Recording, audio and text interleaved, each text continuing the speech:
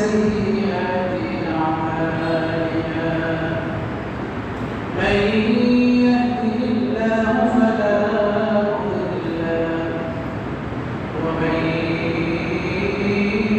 يضلله فلا هادي له ونشهد أن لا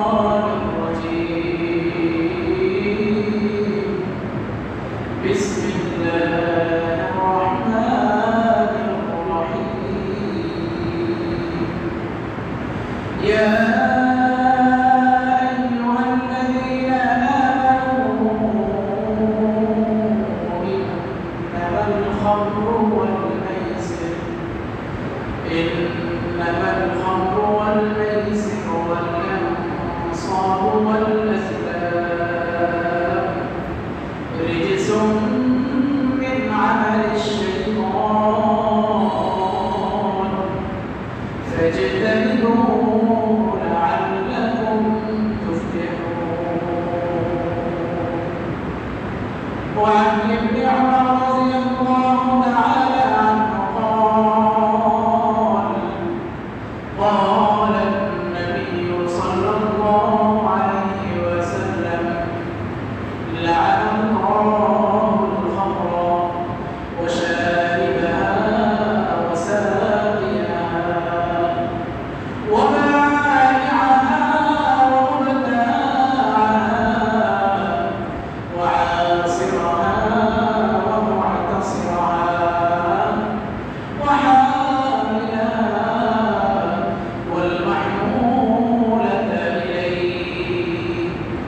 وقال النبي صلى الله عليه وسلم في حديث أخرى قال رسول الله صلى الله عليه وسلم كل مسكر حرام وكل خمر حرام أو كما قال رسول الله صلى الله عليه وسلم شهر زمان رسول محمد رشد اللهم صل على محمد وعلى آل محمد كما صليت على إبراهيم وعلى آل إبراهيم إنك حميد مجيد. اللهم بارك على محمد وعلى آل محمد كما باركت على إبراهيم وعلى آل إبراهيم إنك حميد مجيد.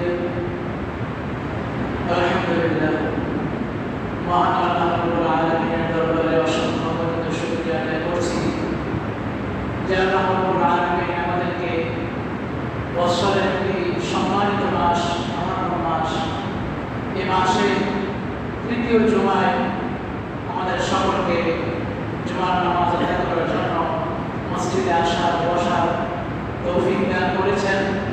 এজন্য শুকরিয়া সকলে জবান করে বলি আলহামদুলিল্লাহ।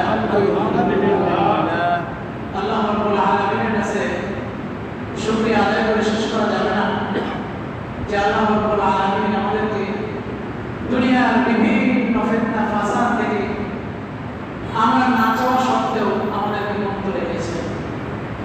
কত মানুষের উপরে নামাজ ফরজ আছে কিন্তু দুনিয়ার ফিতনা ফাসাদের কারণে ব্যস্ততায় আজকের এই জুমার নামাজের মতো গুরুত্বপূর্ণ আমলও শুরু করে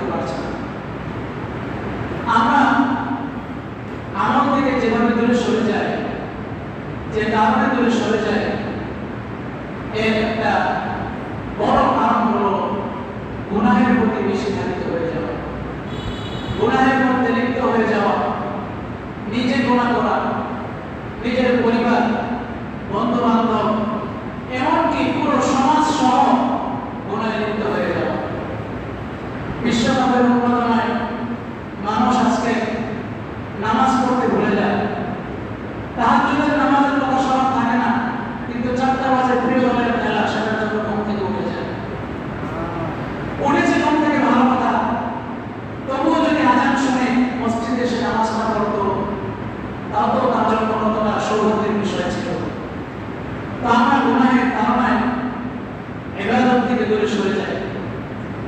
এরকম কঠিন এবং গুরুত্বপূর্ণ সামাজিক গুনাহসমূহের মধ্য থেকে একটি গুরুত্বপূর্ণ গুনাহ নিয়ে আজকে আলোচনা করব।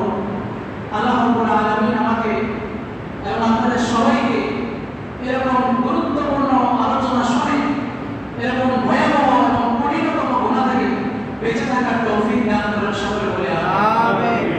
এই গুনার নাম হলো মাদকের গুনাহ।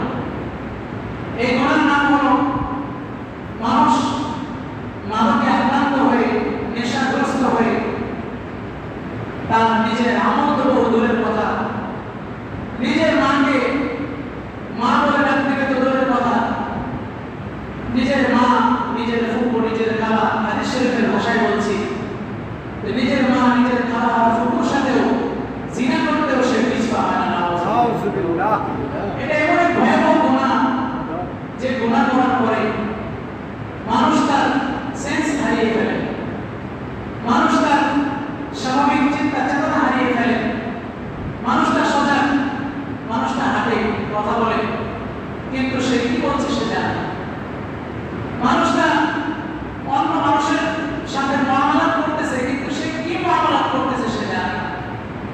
মানুষ এমন এক পর্যায়ে চলে যায় এই গুনাহ করার পরে, বলে তাকে আর মানুষই বলা যায় না।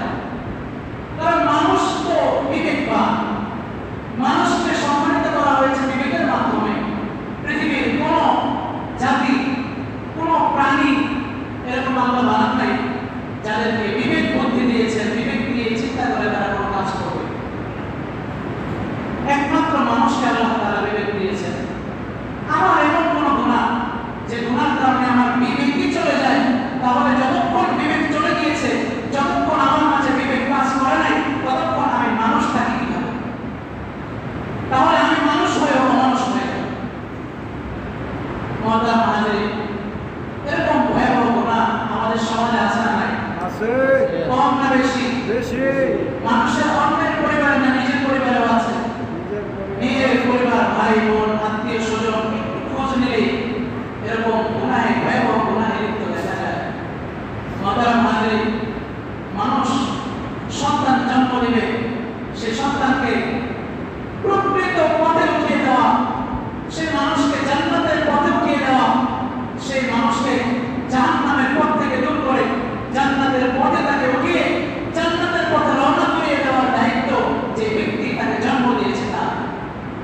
আজকে আমি আর আপনি জন্ম দিয়ে, সন্তানকে জন্ম দিয়ে সে সন্তানের দায়িত্ব নিতে রাজি না। আজকে বাবারা গর্ব করে বলে, আমার সন্তান আজকে 20 বছর বয়স, আজ পর্যন্ত এমন ঘটনা ঘটে নাই যে আমার সন্তান আমার কাছে চাইছে আর আমি এনে দেই। এটা আজকে বোকা বাবারা গর্ব করে বলে। কোন সচেতন বাবা এ কথা বলতে পারে না যে আমার সন্তান চাইছে আর আমি দেই নাই। কেন? আপনার সন্তান তো অবুঝ, সে তো চাইবেই। তাই বলে কি আপনি সবকিছু তার হাতে তুলে দিবেন? আপনার তো বিবেক আছে, আপনি বুঝে দিবেন কোনটা দিলে তার জন্য ভালো হবে আর কোনটা দিলে তার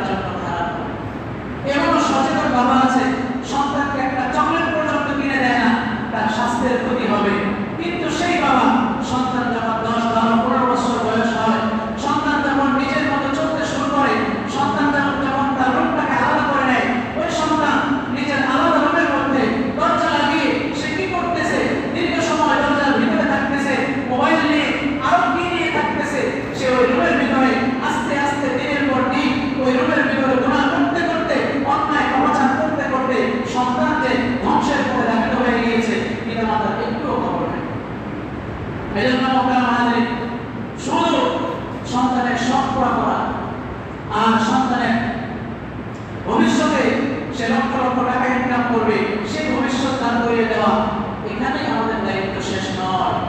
বরং আমার সন্তান কখন কি করছে, কোন কাজের মাধ্যমে আমার সন্তান সমাজ থেকে বের হয়ে যাচ্ছে, আমার সন্তান সম্পদ থেকে বের হয়ে যাচ্ছে, আমার সন্তান নেক সন্তান থেকে বের হয়ে যাচ্ছে, কোন গুনাহের কারণে আমার সন্তানকে আমি আমার সন্তান বলে হাজারো মানুষের সামনে পরিচয় দিতে পারবো না, কোন অন্যায় অপরাধে জড়িত হয়ে গেলে আমি তাকে আমার সন্তান বলে স্বীকৃতি দিতে পারবো না, সেই গুনাহ সেই অন্যায় আর অপরাধে লিপ্ত হওয়ার আগেই একজন সচেতন পিতার দায়িত্ব তার সন্তান যেন ওই পথে হাঁটতেই না পারে।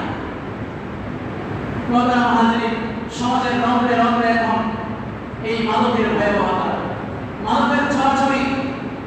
রাসূল পাক সাল্লাল্লাহু আলাইহি ওয়াসাল্লাম এই মাদক সম্পর্কে আমাদেরকে অত্যন্ত গুরুত্বপূর্ণভাবে আমাদেরকে সতর্ক করে গিয়েছে। শুধু কি নবীজি বলে আল্লাহ রাব্বুল আলামিন স্বয়ং এই মাদক সম্পর্কে কোরআনে কারীমের মধ্যে বিভিন্ন আয়াতে আল্লাহ তাআলা আমাদেরকে সতর্ক করেছেন। এমন একটি আয়াত আমি শুরুতে তিলাওয়াত করেছি, সূরাতুল মাইদার 90 নম্বর আয়াত। এই আয়াতের মধ্যে আল্লাহ তাআলা চারটা গুনাহকে মানুষের জন্য একদম মৌলিক গুনাহ বলে বিবেচনা করেছেন, এবং এই গুনাহগুলো থেকে যদি কেউ বাঁচতে পারে সে হাজার গুনাহ থেকে সে বাঁচতে পারে। এরকম চারটা গুনাহ কথা বলেছেন, যার মধ্যে এক নাম্বার গুনাহর নাম হলো মাদক। আল্লাহ রাব্বুল আলামিন ইরশাদ করেন, আউযু বিল্লাহি মিনাশ শাইতানির রাজীম, বিসমিল্লাহির রাহমানির রাহিম, ইয়া আইয়ুহাল্লাযীনা আমানু ইন্নামাল খামরু ওয়াল মাইসির ওয়াল আনসাবু ওয়াল আজলাম। রব্বুল আলামিন বান্দাদেরকে ডাক দিয়ে বলেন, ইয়া আইয়ুহাল্লাযীনা আমানু, হে আমার ইমানদার বান্দাগণ, ঈমান সো ঈমান আনাই তো তোমার শেষ নয়। ঈমান আনার পরে তোমার জন্য গুরুত্বপূর্ণ হইল গুনাহ থেকে বেঁচে থাকবা। এমন এমন গুনাহ থেকে বাঁচতে হবে, এমন এমন গুনাহ থেকে বাঁচতে হবে যে গুনাহটা তোমার জন্য তেমন কোনো ক্ষতিকর নয়, ওই গুনাহ থেকেও বাঁচতে হবে। যে গুনাহ কবিরা ওটা থেকেও বাঁচতে হবে, যে গুনাহ সগীরা ছোট গুনাহ বলে ওটা থেকেও বাঁচতে হবে, এমন গুনাহ থেকেও বাঁচতে হবে যে গুনাহের কারণে ন্যূনতম শাস্তি হইল জাহান্নাম। ন্যূনতম অল্প একদিনের জন্য যদি ওই গুনাহের শাস্তির জন্য জাহান্নামে দাঁড়িয়ে থাকে, রব্বুল আলামিন বলেন ওই গুনাহ থেকেও মুমিন তোমাকে বাঁচতে হবে, কারণ জাহান্নামের শাস্তি এতটা ভয়াবহ, এক মুহূর্তের জন্য দুনিয়ার মানুষ ওই জাহান্নামের শাস্তি আযাব ভোগ করার ক্ষমতা রাখে না। এজন্য রব্বুকে বলেন, ইয়া আইয়ুহাল্লাযীনা আমানু, হে ইমানদারগণ, জেনে রাখো, ইন্নামাল খামরু, নিশ্চয়ই মদ মাদকতা, ওয়াল মাইসির এবং জুয়া। রব্বুল আলামিন গুরুত্বপূর্ণ চারটা গুনাহের মধ্যে সর্বপ্রথম দুইটা যে গুনাহের নাম নিয়েছেন, এক নাম্বার গুনাহের নাম নিয়েছেন মদ তথা মাদক, দুই নাম্বার গুনাহের নাম নিয়েছেন জুয়া। মোহতারাম হাজিরিন, মানুষ এখন মদ আর জুয়ার মধ্যে এমনভাবে লিপ্ত হয়ে গেছে, হাঁটতে চলতে জুয়া ধরে, বাজারে গেছে চা খাইতে চায়ের দোকানে বসা, টিভির মধ্যে খেলা চালু হয়ে গেছে, তার খেলাকে খেলে কোন দেশ খেলে কিছুই জানে না, কিছুই বোঝে না, কোনটা ফুটবল খেলা কোনটা ক্রিকেট খেলা সেটাও জানে না, সেটাও বোঝে না, কিন্তু ওই মানুষ ওইখানে বসে মুহূর্তের মধ্যে করে ফেলে, এই মোবাইল যদি এত দাম না হয় তাহলে এত টাকা, আর যদি হয় তাহলে অত টাকা। মোহতারাম হাজিরিন, গেছে তো ভালো কাজের জন্য চা খাইতে, কিন্তু চা খাইতে যায় ওই পরিবেশের মধ্যে বসে যখন পাশের লোক বাজি ধরছে, জুয়া খেলছে, পাশাপাশি দেখতে দেখতে সেও তার সাথে জুয়ায় লিপ্ত হয়ে যায়। মোহতারাম হাজিরিন, এভাবে ছোট থেকে ছোট কারণে আমরা গুনাহে লিপ্ত হয়ে যাই। আল্লাহ বলেন এই মদ আর জুয়া শ্রেষ্ঠ গুনাহ। মদ সম্পর্কে আমরা সাধারণত অনেকেই বলে যে আমরা মদ খাই না, অনেকে বলে এরকমও পীর সাহেব বাংলাদেশে আছে, ভণ্ড পীর আর কি, এরকম পীর বলে কোরআন হাদিসে কোথাও গাঁজা শব্দ উল্লেখ নেই, অতএব গাঁজা খাওয়া যায়। নাউযুবিল্লাহ বলেন, যে গাঁজা নাকি কোরআন শরীফে নাই,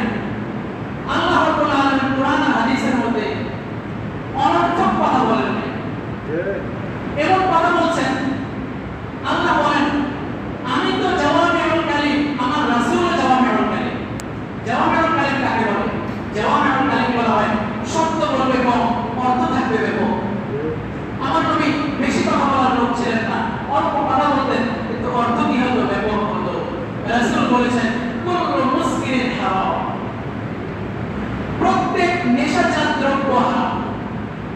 নেশাজাত দ্রব্য সেটা ন্যূনতম ভাতের মাল অথবা আটা দিয়ে তৈরি করা, ওইটাও যদি খেয়ে কেউ মাদকাসক্ত হয়ে যায় অথবা সে যদি মুস্কিল হয়ে যায়, মাতাল হয়ে যায়, ওইটাও তার জন্য হারাম। তাহলে এই এক শব্দ নবীজি বলেছেন কুল্লু মুসকিরিন হারাম, প্রত্যেক নেশাজাত দ্রব্য হারাম। আচ্ছা এবার বলেন, গাঁজাকে আলাদা বলার দরকার আছে? ইয়াবার কথা কোরআনে থাকার দরকার আছে? ফেন্সিডিলের কথা থাকার দরকার আছে? আফিমের কথা থাকার দরকার আছে? অ্যালকোহলের কথা থাকার দরকার আছে? এভাবে পৃথিবীতে যত ধরনের মদ আছে, যত ধরনের মাদক দ্রব্য আছে, কোনটার নাম আলাদা আলাদা কোরআন হাদিসে থাকার দরকার নাই। নবীজি একটা মূলনীতি বলে দিয়েছেন কুল্লু মুসকিরিন হারাম, প্রত্যেক নেশাজাত দ্রব্য হারাম। সেটা অল্প হলেও হারাম, বেশি হলেও হারাম। নেশা তৈরি হয় এমন বস্তু সেটা সবার জন্যই হারাম। মোহতারাম হাজিরিন, রাসূল পাক সাল্লাল্লাহু আলাইহি ওয়াসাল্লাম অন্যায় হাদিসে আমরা যে ভবিষ্যতে এরকম কাজ করব, আমরা যে অন্য জিনিস দিয়ে নেশা করব আর আমরা বলবো যে এই জিনিস তো কোরআন হাদিসে এর নাম নাই, এজন্য রাসূল সাল্লাল্লাহু আলাইহি ওয়াসাল্লাম তার হাদিসের মধ্যে এই কথা আগেই সতর্ক করে দিয়েছেন। নবীজি বলেন লা ইয়াশরাবান্না নাসুম মিন উম্মতি, লা ইয়াশরাবান্না নাসুম মিন উম্মতি আল-খামরা ওয়া ইয়াসুম্মুনা বিগাইরি ইসমিহা। নবীজি বলেন আমার উম্মতের মধ্যে এমন এক জাতি আসবে, কিয়ামতের আগ মুহূর্তে দুনিয়ার অবস্থা এতটাই ভয়াবহ হয়ে যাবে, আমার উম্মত মদ খাবে, আমার উম্মত মদ খাবে না, অন্য কিছু খাবে, খেয়ে সে মাতাল হবে, নেশা করবে, নেশাজাত দ্রব্য গ্রহণ করবে। আর তাকে যখন আপনাদের আয়াত শোনানো হবে ইন্নামাল খামরু ওয়াল মাইসির, রব বলেছেন মদ খাওয়া হারাম, যখন তাকে হাদিস শোনানো হবে নবীজি বলেছেন কুল্লু খামরিন হারাম, সমস্ত মদ তোমাদের জন্য হারাম করা হয়েছে। বলে দুনিয়া এত খারাপ অবস্থা হবে, মানুষ হাদিস মানবে ঠিক, মানুষ করবে আমি তো মদ খাই না, কোরআনে মদের কথা আসছে, হাদিসের মধ্যে মদের কথা আসছে, হাদিসে কখনো ফেন্সিডিলের কথা বলা হয় নাই, হাদিসের মধ্যে কখনো ইয়াবার কথা বলা হয় নাই।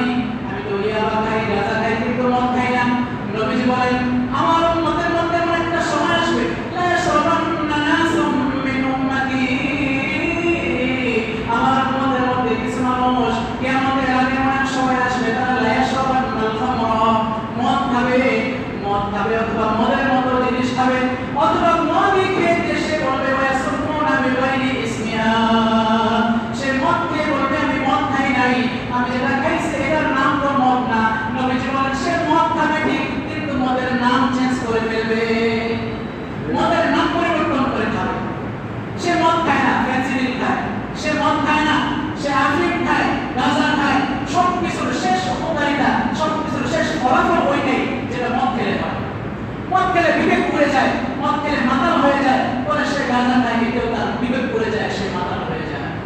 এজন্য মোহতারাম হাজিরিন, হাদিসের মধ্যে এই শব্দ এসেছে, এই কথা কুল্লু মুসকিরিন হারাম, প্রত্যেক নেশাজাত দ্রব্য হারাম, প্রত্যেক নেশাজাত দ্রব্য থেকে আমাদেরকে বেঁচে থাকতে হবে। যেহেতু বিষয় আসছে না বললেই নয়, অনেকে মদ গাঁজা এরকম ভয়াবহ কিছু খায় না, কিন্তু সিগারেট খায়, এরকম আছে না নাই? রাগ করবেন না, যতটুকু আমার বলার অনুমতি আছে কোরআন হাদিস থেকে আমি ততটুকুই বলবো। এই যে আয়াত আমি তেলাওয়াত করেছি, এই আয়াতের সর্বশেষ দিকে 3 নম্বর আয়াতের দিকে আল্লাহ বলেছেন রাসূলকে দিয়ে ওয়া আতিউল্লাহ ওয়া আতিউর রাসূল ওয়াহদারু ফাইন তাওয়াল্লাইতুম ফাইন্নামা আলা রাসূলিনাল বালাগুল মুবিন। নবীজিকে আল্লাহ এই কথা বলে দিয়েছেন, আমরা নবীর ওয়ারিস, আমরা ওই ভাষাই বলবো। কি ভাষা? আল্লাহ বলেছেন নবীকে দিয়ে বলাইছেন, এই নবী আপনি বলেন আতিউল্লাহ ওয়া আতিউর রাসূল, আল্লাহকে অনুসরণ করো, রাসূলকে অনুসরণ করো, ওয়াহদারু নিজের জন্য গুনাহ থেকে আত্মরক্ষা করো, ফাইন তাওয়াল্লাইতুম যদি না মানো, যদি আল্লাহকে অনুসরণ না করো, রাসূলকে অনুসরণ না করো, তাহলে শুনে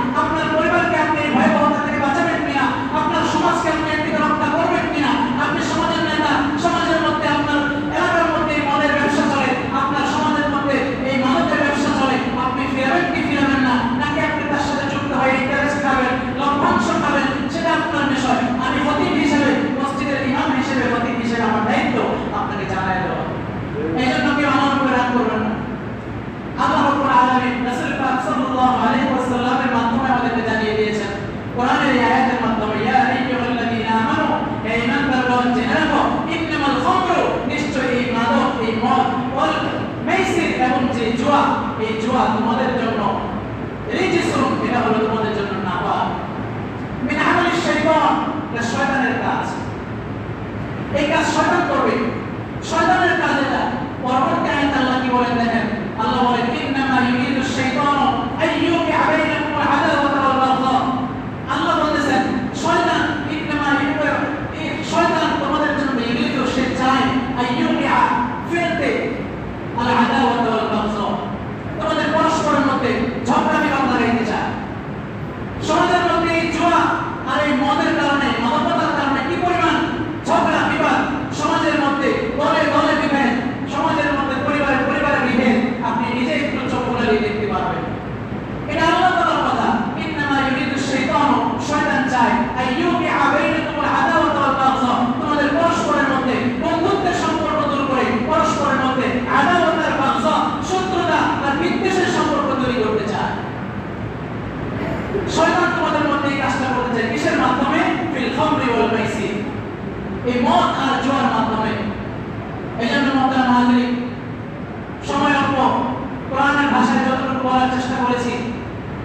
আপনাদের কাছে আমার আবেদন থাকবে, আপনার আবেদন, আপনি নিজে তো অবশ্যই বাঁচবেন, আপনার পরিবারকেও এর থেকে বাঁচাবেন, পারবেন তো ইনশাআল্লাহ? সমাজকে বাঁচাবেন তো ইনশাআল্লাহ? সমাজের অনেক নেতা এখানে বসা আছেন, সবার কাছে আমার মিলিত অনুরোধ, আপনার যতটুকু দায়িত্ব, যতটুকু সমাজ আপনার দায়িত্বে।